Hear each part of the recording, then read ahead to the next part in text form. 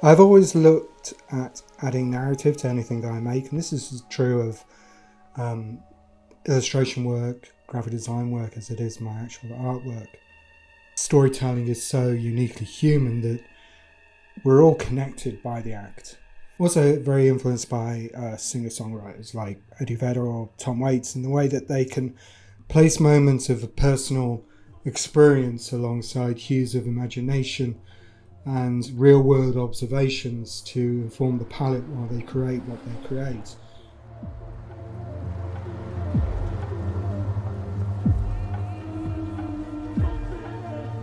I'm also fascinated by human behaviour and neuroscience. We're all the sum of this 1.3 kg of jelly in this calcified prison, and that makes us capable of acts of amazing beauty and equally cruelty.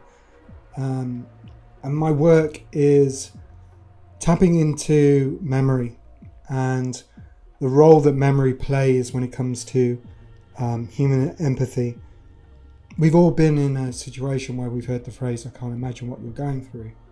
And even though those words are meant as a form of comfort, the truth of the matter is you can imagine what someone is going through. That is the backbone that underpins our ability to empathise with one another.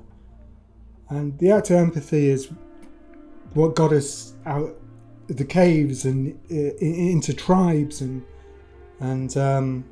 it's something we could do with more and greater abundance nowadays in our daily lives and in a broader humanity context. The research and gathering of source material stage is very important to my work. It's where I get to put personal experiences alongside found imagery that is evoking a mood within me. But I don't like to be beholden to source material reference too much. I want my drawing to complement the way that our brains are leaning into emotional states over precise recollection. So to this end, I often use montage. The process of montage itself is the abstraction of visual elements to form an entirely new image, a composition. In doing that act, it is sort of a metaphor to the recombination process that our brains go through in order to create a memory of a specific time, moment or place. Montaging also helps me introduce marks and elements that were unlooked for, right? While I'm drawing, and I'll see an element in there that I'll respond to, and it's not necessarily always the core focus of the subject of the montage. It could be some peripheral element. I've always preferred working with compressed charcoal for drawing. I love the depth of the black that you get. I also like how you can push it to maintain levels of value. Also being connected to the drawing, like I'm actually touching the surface and manipulating the conte around.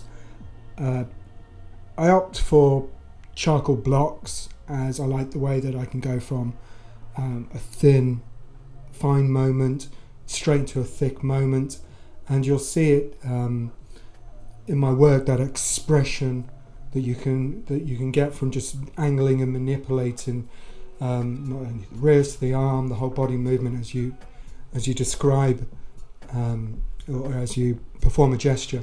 It's much like drawing in ink in the terms that drawing in ink is very unforgiving. You have to commit to exactly what you're putting down on the page. I don't like to edit too much. I'll use various erasers throughout my work, but they're not to really take away, they are to reduce. They are a tool to carve out light from dark areas.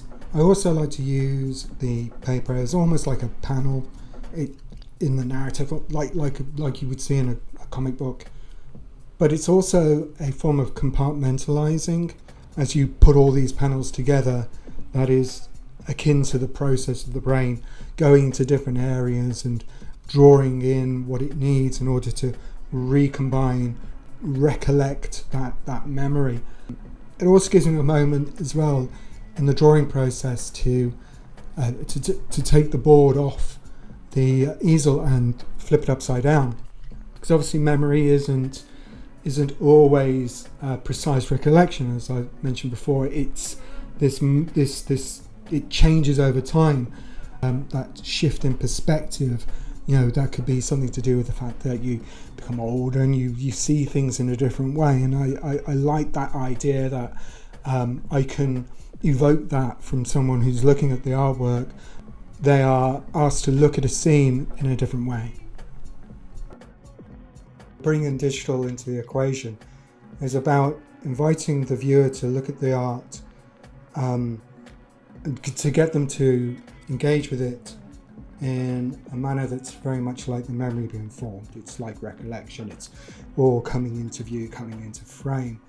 And I also think it's a nice way to get people to just explore the drawing itself, explore the drawings and the textures and the marks. And it also means I can animate the certain gesture lines as well, and all that speaks back to the actual process of making the artwork itself. So it's the it's the artist's hand being present in the digital work itself.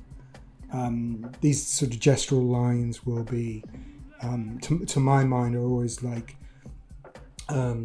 synaptic connections, leaping and crossing and connecting to different areas to rebuild the memory. Plus, I can also layer in graphical elements to support the narrative. That's my graphic designer brain coming into play.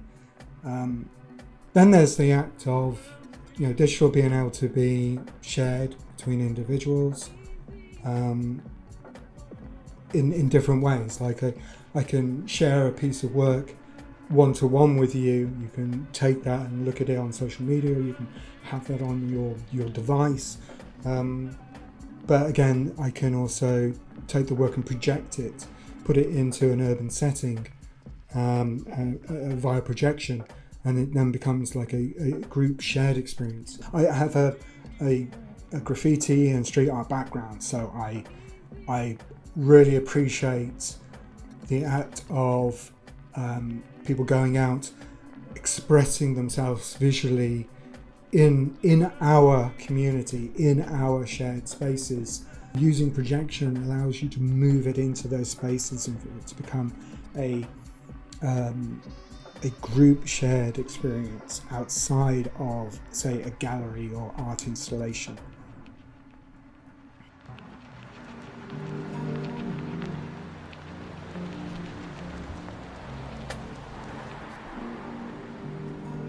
Another aspect of the work is I will record myself in the act of drawing, and I'm intrigued by the idea of putting both pieces of video together, maybe as I mentioned before, like a projection.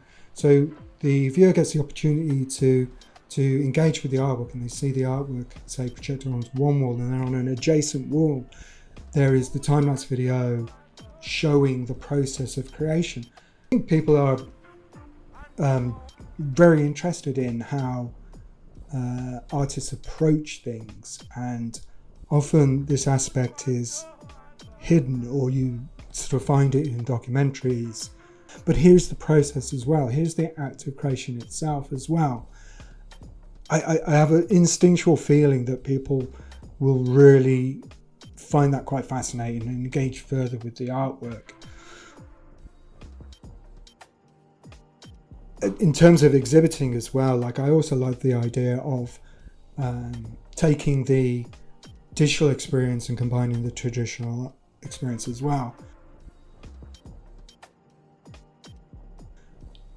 when you see the traditional work, the actual panels of drawings displayed, maybe together or on their own, but right, it becomes a moment where people can view the art in isolation after witnessing this narrative, this remembered moments come together.